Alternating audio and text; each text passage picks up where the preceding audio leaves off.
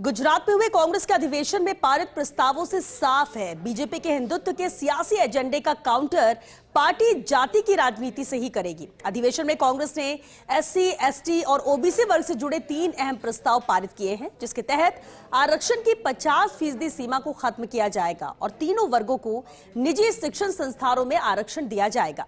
देखिए हमारी ये खास रिपोर्ट।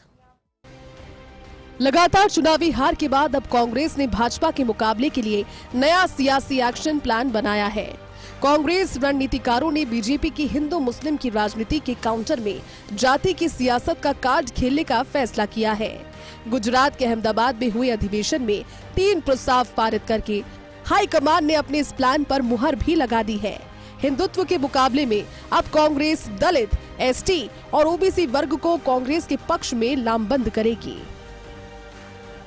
कांग्रेस अधिवेशन में पारित हुए 3 अहम प्रस्ताव, एसटी, एससी और ओबीसी से जुड़े तीनों प्रस्ताव पारित।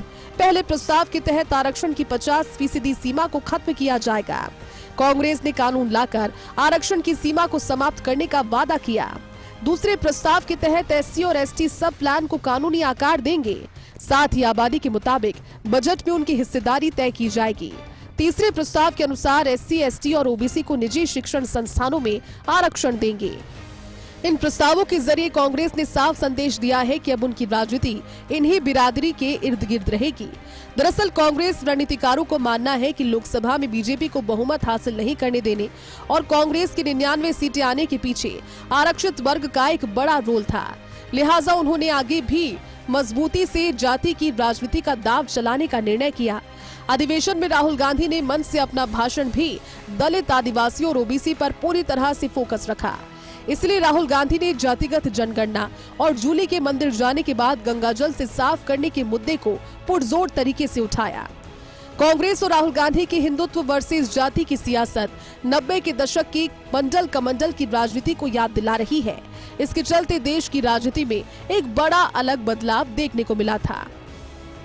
गुजरात अधिवेशन के जरिए कांग्रेस पार्टी ने अपना एक्शन प्लान जगजाहिर कर दिया है कि किस तरह बीजेपी की हिंदू मुस्लिम की राजनीति का काउंटर अब जाति की राजनीति से किया जाएगा। राहुल गांधी का ये प्रयोग वैसा ही है जैसे 90 के दशक में इस देश में मंडल कमंडल की राजनीति के चलते बड़ा बदलाव आ गया था। अब देखना है कि कांग्रेस पार्टी का ये हथियार कितना कारगर साबित होता है और किस तरह पार्टी की दशा और दिशा फिर बदलती है। कैमरा पर्सन संजय के साथ मैं Dinesh Dangi, first India news, Jaipur.